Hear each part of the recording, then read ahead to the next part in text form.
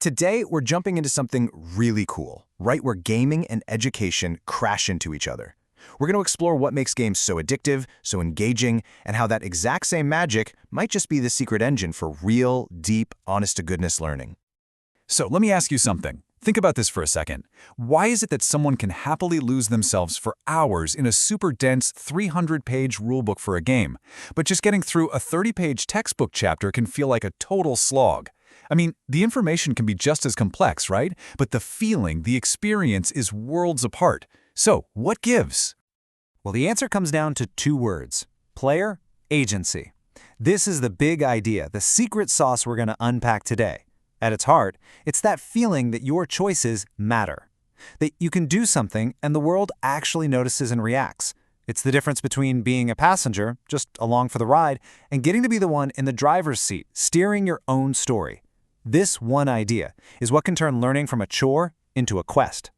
To really get our heads around this, we need to dive into the theory behind it all. To solve this learning paradox, how on earth do games manage to make hard work fun? A lot of the foundational thinking here comes from two absolute giants in the field. You've got James Paul G., who really pioneered looking at learning inside video games, and Sasha Barab, who came up with these amazing frameworks for what he calls transformational play. Their work gives us the vocabulary we need to talk about why agency is such a game changer. Let's start with G. He talks about how games create empowered learners through this really powerful feedback loop. It goes something like this. First, you try something out. You poke the world with an action.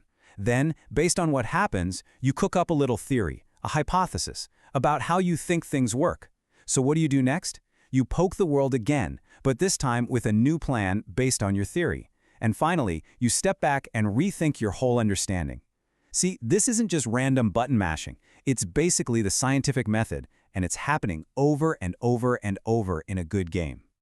And here's the crucial part. Something G calls situated cognition. The learning you're doing isn't some abstract fact floating in space. You're not just memorizing rules to spit out on a test later. You're learning how to solve a problem that is right there, in front of you, inside a world and a story that you care about. That knowledge is useful the second you get it. Okay, now let's bring in Sasha Barab. His idea of transformational play adds two more layers to this. On one hand, you have the player with intentionality. That just means you, the player, aren't just following a script. You are actively trying to shape the story with your choices. On the other hand, you have the context with consequentiality. This means the world you're in is built to react to those choices in a meaningful way. So when a player who has a goal meets a world that has consequences, boom, that's where the magic happens. That's a powerful learning environment. And you know, it gets even deeper than just learning skills. The choices we make in these worlds can actually change how we see ourselves, which brings us to the power of choice and how it shapes our very identity. G has this amazing term for it: projective identities. Think about it. When you create a character in a game, you're not just picking a cool haircut or some stats. You are literally building a bridge between who you are in the real world and who you could be, and lets us try on what he calls possible selves. What would it be like to be a brilliant scientist, a clever diplomat, a bold leader? Exploring that can be a huge motivator for learning back in the real world. Okay, so we get the why. Agency is powerful stuff. It makes learning matter, it gives it consequences, and it connects to who we are. But how do you actually build an experience that does all that? What are the design principles? Well, it all starts with a few key ingredients. First up, co-design. Let the players help build the world they're about to explore. Give them some ownership from the start. Then, customization. Let them tweak their characters and missions to fit what they find interesting. That feeds right back into that projective identity we were just talking about. And of course, identity work. Encourage them to step into roles that have real-world parallels. And building on that, your world has to give players real agency, where their decisions actually truly change the outcome. And to do that, you need flexible narratives. This is huge. Instead of there being one single right answer, a great learning world offers lots of different paths to success. It rewards creativity, it rewards different ways of thinking. This all sounds pretty great in theory, doesn't it? But what does it actually look like when the rubber meets the road? Let's get really practical and see how these ideas can be used by anyone from teachers to game designers. For all you educators or game masters out there, this can start before the game even begins.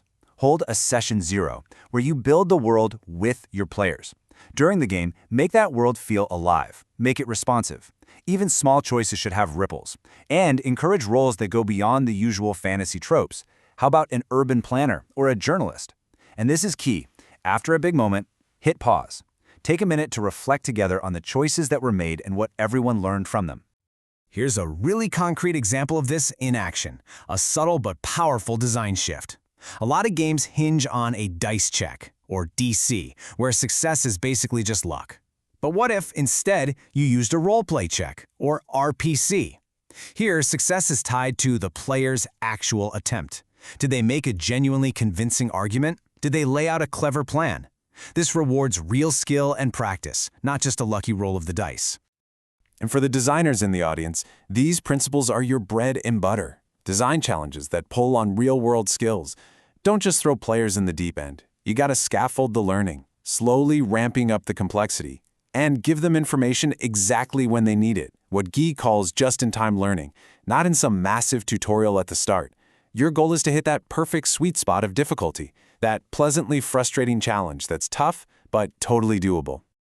So we end up right back where we started. Player agency. It's the engine that turns learning from something that happens to you into a thrilling adventure that you get to drive. It gives us control, it gives us purpose, and it gives us a real reason to care. And it leaves us with this one final, powerful question to chew on. What if the future of learning looked a little less like a classroom and a lot more like a shared adventure? What would that world look like?